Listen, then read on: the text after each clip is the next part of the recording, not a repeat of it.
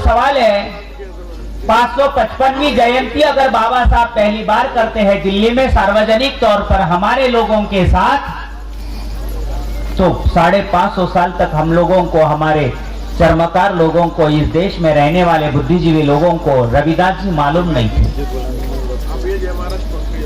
बाबा साहब ने दिल्ली में पहली जयंती की, उसके बाद में बाबा साहब ने रविदास जी को देखा नहीं, रविदास जी ने बाबा साहब को देखा नहीं, लेकिन अनटचेबल नाम का जो ग्रंथ था वो ग्रंथ बाबा साहब ने रविदास जी को अर्पण किया।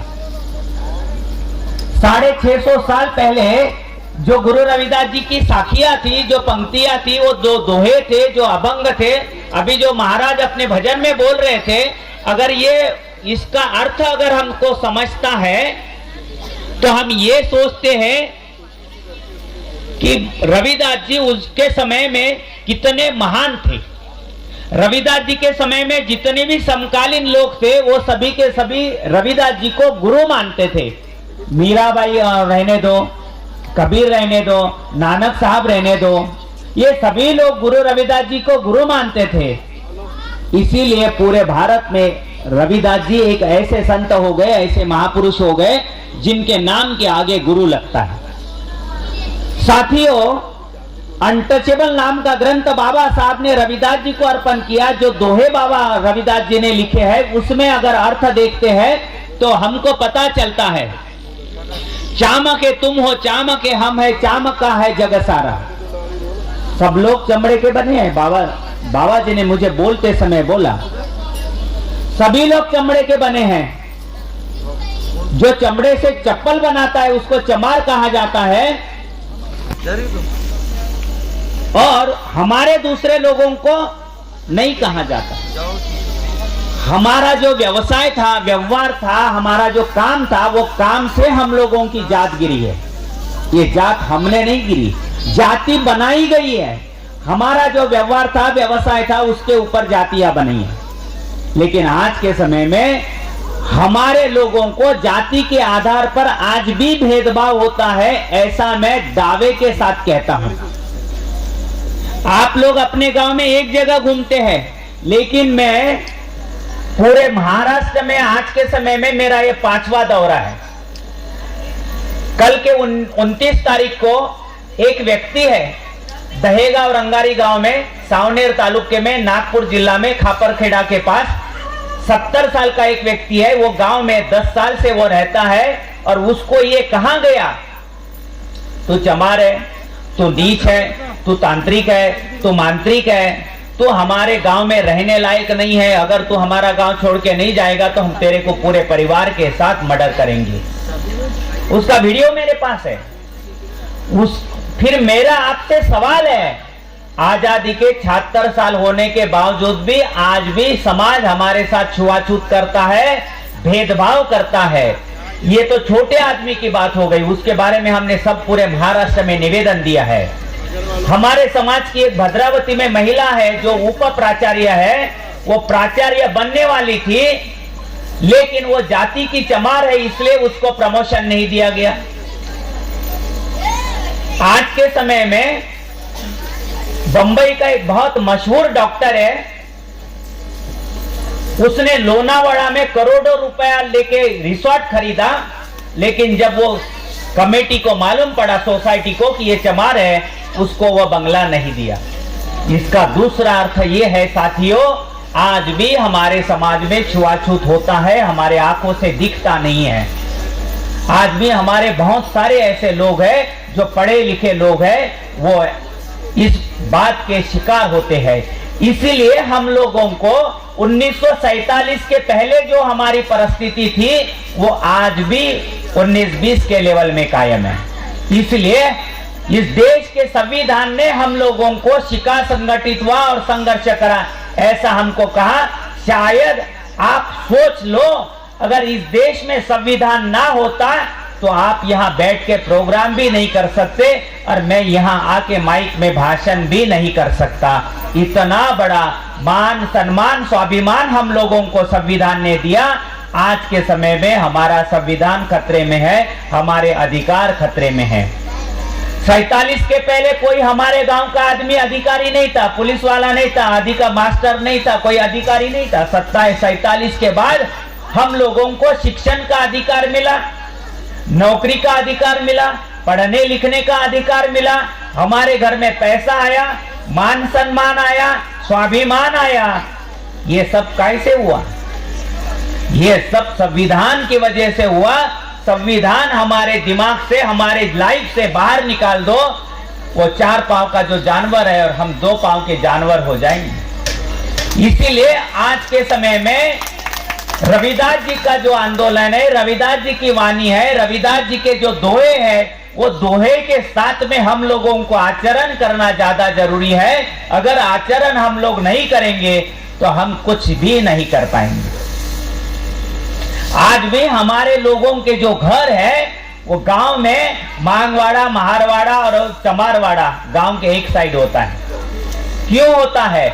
हम लोग जो इस देश में व्यवस्था के गुलाम नहीं बने हैं, नहीं बनना चाहते थे, हम गुलाम नहीं बनना चाहते थे, गांव के बाहर रहना कबूल करते थे, इसलिए हमारे लोगों के घर गांव के बाहर है। आदिवासी जो लोग थे वो जंगल में चले गए, बंजारा लोग थे वो समूह के साथ तांडे में रहने लगे, गोंड कोलाम जो लोग थे वो पोड़ में समूह के साथ रहने लगे। 18 से 1800 में भीमा कोरेगांव की जो लड़ाई हुई, जो 5 से शूरवीरों ने 28,000 पेशवाओं का खात्मा किया, उसमें हमारे चमार थे, 4 लोग उसमें चमार थे। हम वो शूरवीरों की औलाद है जो 5 से शूरवीरों ने 28,000 लोगों का खात्मा किया था। हम साधारण आदमी नहीं है, हमारा इतिहास हमको मालूम नहीं है। आपको लगता होगा कि ये कामटा में ही चमार है, कहीं पे भी आप पूरे भारत में जाओ, बैठो नहीं तो उधर, पूरे भारत में चर्मकार लोग हैं। ये बाबा साहब जी का जो आंदोलन था, हमारे अधिकार का जो आंदोलन था, वो पूरे देश में चर्मकार लोगों ने चलाया। हम साधारण लोग नहीं हैं। आप कहीं पे भी जाओ, एमपी में जाओ, यूपी में जाओ, गुजरात में जाओ, किधर भी जाओ, चमार आपको मिलेंगे। और ये जो इस देश में जो आंदोलन था, गुरु रविदास जी का जो आंदोलन था, संत एकनाथ का जो आंदोलन था, मीराबाई का जो आंदोलन था, शाहू फुले साहब का जो आंदोलन था, शाहू महाराज का जो आंदोलन था, ये छोटा मोटा आंदोलन नहीं था, हमारे हक और अधिकार की लड़ाई। आप सब लोग बाबा साहब को जानते, कितने लोग जानते? जरा हाथ ऊपर करो। बाबा साहब आम्बेडकर को कौन जानता? सब लोग जानते। क्या ये बात आप जानते हैं? बाबा साहब की पहचान हमारे चर्मकार व्यक्ति ने करवा के दी। दत्तोबा पोवार नाम का व्यक्ति उस समय का मेरिट लिस्ट का था, गोल्ड मेडलिस्ट, जो शाहू महाराज जी के संस्थान में मैनेजमेंट करता था। वो मैनेजमेंट करने वाला दत्तोबा पोवार नाम का आदमी कोल्हापुर का सबसे पहला महापौर उसने बनाया, उन्होंने बनाया शाहू महाराज जी ने।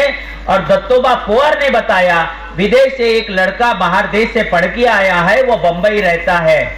तो शाहू महाराज और दत्तोबा पोवार बाबा साहब को मिलने को गए और बाद में उनकी पहचान दुनिया के साथ हुई। बाबा साहब को बाहर देश में पढ़ने के लिए शाहू महाराज जी ने मदद की। बाबा साहब का जो इतिहास हमारे साथ में है वो छोटा मोटा इतिहास नहीं है। बाबा साहब का जो पीए था नानक चंद रत्तू, वो चर्मकार जाति का है। बाबा साहब का पीए नानक चंद रत्तू चर्मकार जाति का है। बाबा साहब का जिसने जीवन चरित्र लिखा, चांगदेव खैरमोड़े नाम, वो भी चर्मकार जाति का है। बाबा साहब जब सार्वजनिक जीवन में आए पहली बार 1916 में, उस समय पी बेलवनकर नाम का जो व्यक्ति था, वो 1916 में इंटरनेशनल लेवल का क्रिकेट पटु था, वो भी चर्मकार जाति का है। हमारा इतिहास बहुत दैदीप्यमान है, हमारा इतिहास हमको मालूम नहीं है, ये एक प्रॉब्लम है। आज हमारे लोगों को हमारा इतिहास पहचानने की, हमारा इतिहास हमारे समाज को बताने की सबसे ज्यादा जरूरत है। आज हमारा इतिहास अगर हम भूल जाएंगे तो हम खत्म हो जाएंगे। आज हमारे जीवन में जो प्रकाश आया, हमारे जीवन में जो स्वाभिमान आया, आज हमारे जीवन में जो इतना बड़ा सम्मान मिल रहा, वो संविधान की वजह से मिल रहा है। यहाँ जो आए हैं हमारे साथी, वो शिवसेना के प्रमुख, प्रकाश भाव यहाँ इन्होंने प्रोग्राम बनाया, महाराज जी ने जो यहाँ गायन किया, गुरु का पाठ पढ़ाया, ये सब कहां से आया? ये संविधान की वजह से हम लोगों को आया। 1947 के पहले हम लोग अछूत थे, हमारे घर में कोई आता नहीं था, हमारे घर में पानी भरने का हमको अधिकार नहीं था, मंदिर में हमको जाने का अधिकार नहीं था। लेकिन एक संविधान ने हमारे दुनिया में, हमारे लाइफ में प्रकाश आया, स्वाभिमान आया, सम्मान मिला। आज वो सम्मान, वो स्वाभिमान, वो संविधान आज खतरे में है। सब लोग ये कहते हैं संविधान खतरे में है, हमारी नौकरियां खत्म हो रही है, हमारा सब खत्म हो रहा है। अरे भाई, खत्म हो रहा है ये तो हमको समझ रहा है, लेकिन उसके लिए तुम्हारे पास क्या प्रोग्राम है? किसी के पास प्रोग्राम नहीं है। वो 1-1 लाख रुपया लेते हैं, भाषण करने को आते हैं मेरे सरी के लोग। मैं कोई पैसा नहीं लिया हूं, मेरे को समाज से लेन देन है। मुझे लगता है कि मुझे जो समझा वो मैंने समाज को बताना चाहिए, इसलिए मैं सामाजिक प्रोग्राम में काम करता हूं और लगातार समाज में जाके मैं काम करते रहता हूं, प्रबोधन और जागरण करते रहता हूं। आज के समय में सब लोग होते हैं संविधान खतरे में। हाँ भाई, संविधान खतरे में है। आज ये बोलते हैं नौकरियां खत्म हो गई। ठीक है भाई, नौकरियां खत्म हो रही। अरे भाई, नौकरियां बाद में है, संविधान बाद में है। जो हमारा वोट का अधिकार है, वो वोट का अधिकार ईवीएम के माध्यम से ये देश की व्यवस्था ने खत्म कर दिया है। हमारा वोट का अधिकार ही हमारा खत्म हो गया, तो हम चुनेंगे आदमी को कैसे? अगर चुने ही नहीं सकते किसी व्यक्ति को, अच्छे आदमी को, तो वह संसद में कैसे जाएगा? हमारे लिए कैसे कानून बनाएगा? मेरा बाप और माँ मास्टर है, 7वीं क्लास पढ़े हैं। 7वीं क्लास पढ़ने के बाद वो मास्टर बन गए। मास्टर बनने के बाद उनको अभी पेंशन भी मिल रहा। लेकिन आज के समय में सरकार ने पिछले महीने के 24 तारीख को एक कायदा बनाया, 9 कंपनियों के माध्यम से हमारे लड़कों को नौकरी लगेगी और नौकरी का पगार होगा 9,000, 10,000, 12,000। फिर मेरा आपको सवाल है, 10-12 हजार में कुछ हो सकता है? नहीं हो सकता है। जब हमको ये समझता है तो लेकिन सरकार को क्यों नहीं समझता? उसका मूल कारण ये है, हमारे लोगों के पास संपत्ति का अधिकार नहीं था, घर का अधिकार नहीं था, जमीन जुमला नहीं था, गाड़ी घोड़ा नहीं था। सरकार को वजह से, हम लोगों को आरक्षण की वजह से एजुकेशन मिला, बाद में नौकरी मिली, बाद में पदोन्नति मिली, हमारे पास पैसा आया। ये सब वैभव किससे आया? शिक्षा से आया। शिक्षा होने की वजह से आया। आज प्रकाश भाई के 2 लड़के जो है